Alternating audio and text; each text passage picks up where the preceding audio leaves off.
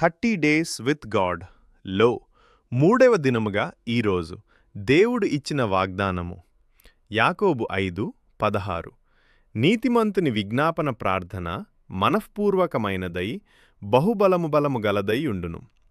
ప్రార్థన విశ్వాసాన్ని కార్యరూపంలో పెట్టే శక్తి. విశ్వాసం ఒక తాళంచెవి అయితే ప్రార్థన ఆ తాళంచెవిని తిప్పేచేయి. విశ్వాసం దేవుడు చేయగలడని నమ్ముతుంది. ప్రార్థన దేవుడు చేయాలని ఆయనను ఆశ్రయిస్తుంది. మూసివేయబడిన ద్వారాలు కనిపిస్తున్నాయా?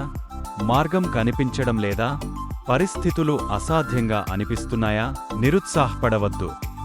దేవుడు నీ ప్రార్థనలను వింటున్నాడు. నిజమైన విశ్వాసంతో చేసిన ప్రార్థన పరిస్థితులను మార్చగలదు, హృదయాలను మార్చగలదు, అద్భుతాలకు మార్గం సిద్ధం చేయగలదు.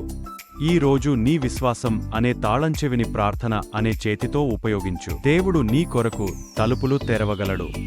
ప్రార్థన. ప్రభువా, ప్రతి పరిస్థితిలో నిన్ను విశ్వసించి ప్రార్థించే హృదయాన్ని నాకు దయచేయుము. నా విశ్వాసాన్ని బలపరచి నా ప్రార్థనలు నీ చిత్తానికి అనుగుణంగా ఉండునట్లు నన్ను నడిపించుము.